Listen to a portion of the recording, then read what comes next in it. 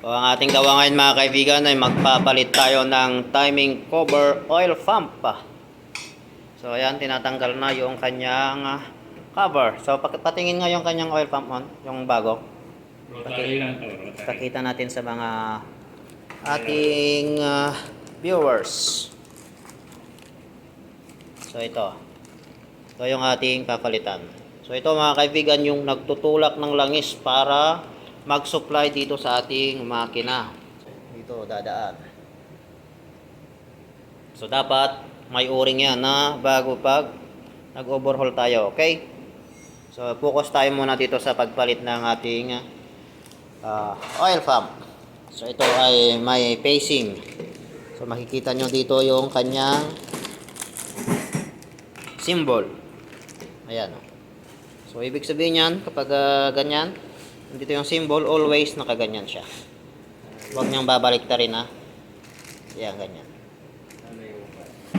Kanyang o-ring doon sa tubo. Sa tubo naman yan. So ito, dito kanina, napalitan na natin. Tanggalin ko ito. Pinaberan namin yan mga kaibigan para hindi siya malikabukan.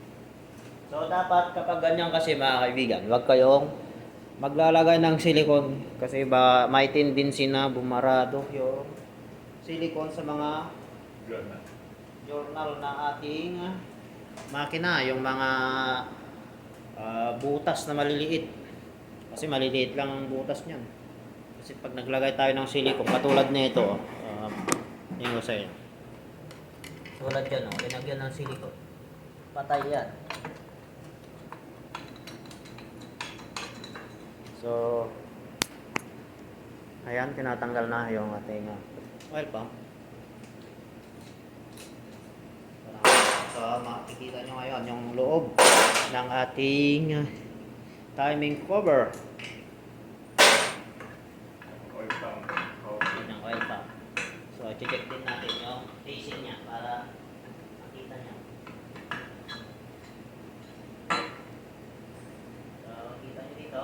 Makita ko. Para hindi nyo naman sabihin na dinadaya ko. Ayan o. Sabi ko kanina yung marking ay dapat nakarap lagi dito. PC. Kain. Ayan o. Okay. Yan. So ito ang ating papalitan. Tanggalin lang natin ganyan to. Yan.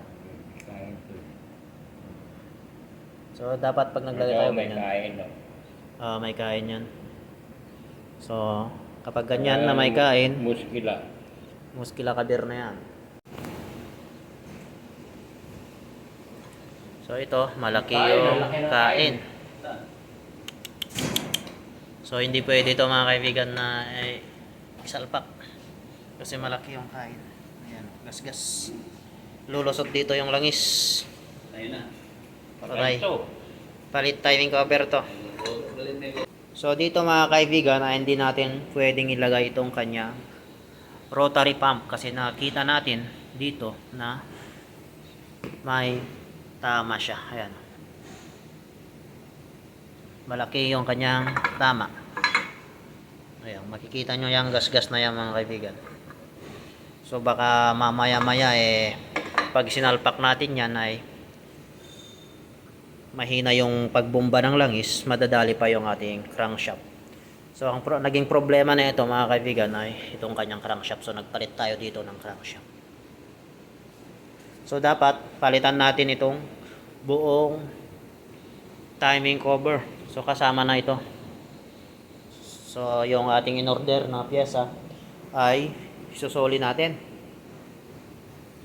So papapalitan natin ng buong timing cover kasi baka mamaya magka-aberya pa tayo. Okay?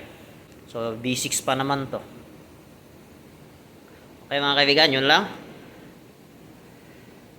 So hindi ko na maipapakita sa inyo mga kaibigan kung paano yung pagkakabit niya. So sa next video na lang mga kaibigan, saka ko ipapakita yung ating pagpapalit ng ating oil pump. So saglit lang naman palitan yan mga kaibigan. Ito lang naman siya. Nakalapat lang siya. So ito lang naman yung ating tanda. So, ito yung kanyang facing lagi dito. Okay? So dito wag tayo maglalagay ng silicone. So kapag nailagay natin 'yan, salpak na diretso. Okay mga kaibigan? Yun lang mga kaibigan. At kapag nagustuhan mo itong aking video ay please paki-like and subscribe na lang. Okay? Thank you mga kaibigan.